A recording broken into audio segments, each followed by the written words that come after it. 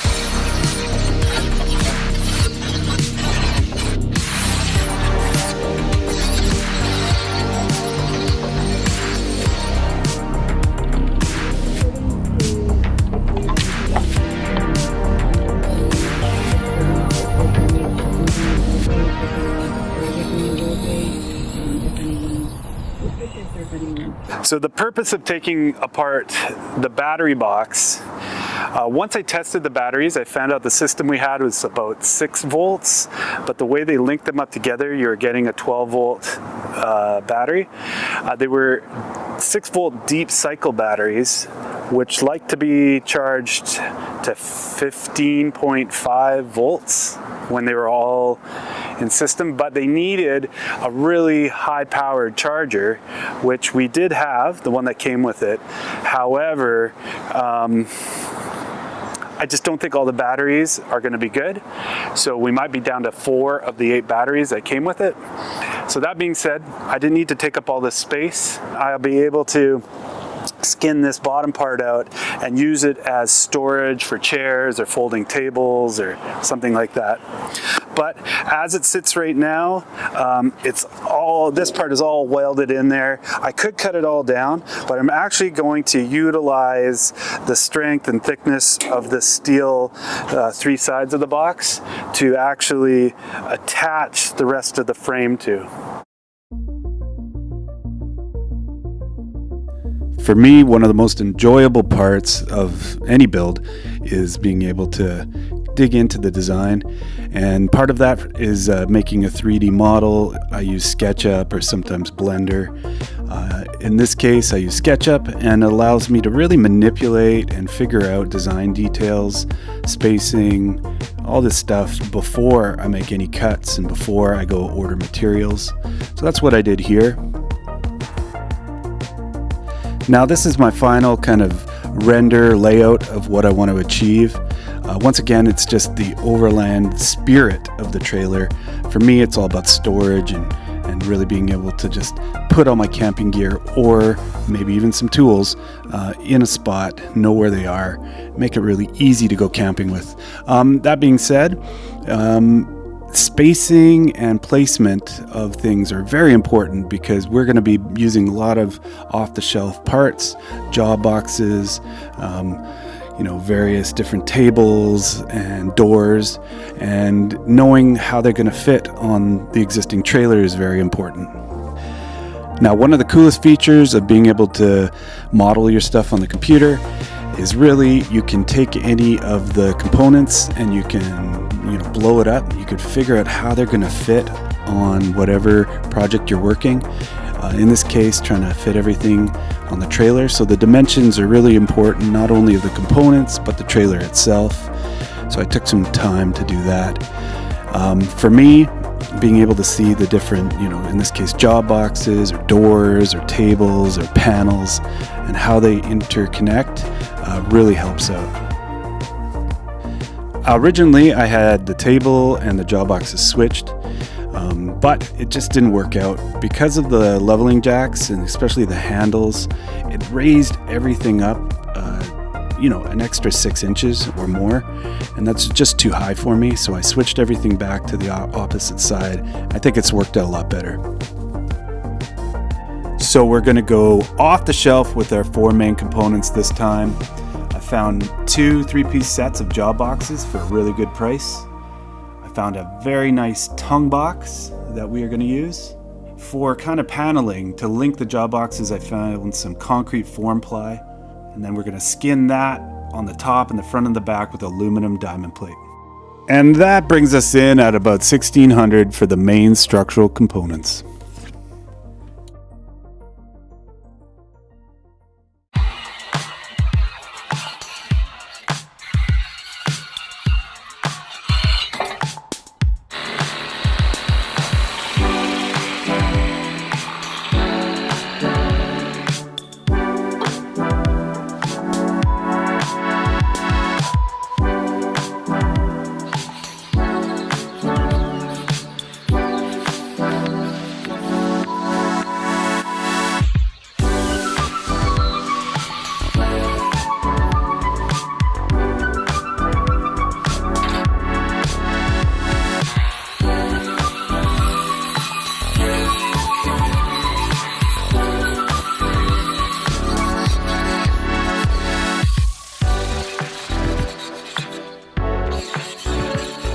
So last episode I had mentioned that I was trying to keep these 2x2 tubes. They're the tubes that connected to the solar arch, and it would have been a really good structure to bolt the next platform onto, but after I started playing around with the design of the components, kind of laying them out in the computer, each time I would play with the components, these tubes would always be in the way. So, in this case, I want to maximize the amount of storage I can between the platform that we're going to build, and it was going to be wasted space if I kept the 2x2 steel tubes in. So we got rid of those, which leads us now to just prep this frame. So we got to key it up with some sandpaper, wash it down with some acetone, and then we're just going to paint it with some black rust paint.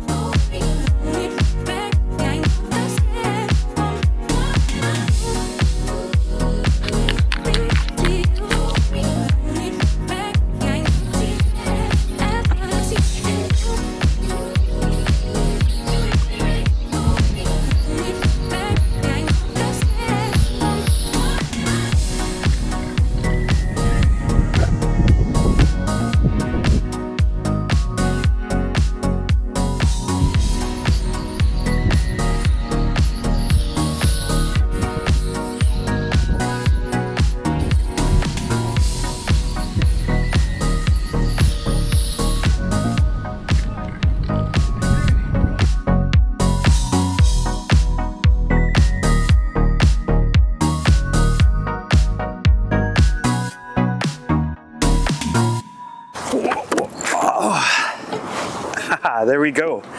This is plenty strong. So as a substructure to, you know, hold the other components, which we're going to put on next episode, this is going nowhere. You may ask yourself, why wood?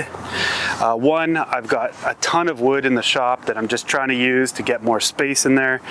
But it also gives me the flexibility to change my mind down the road.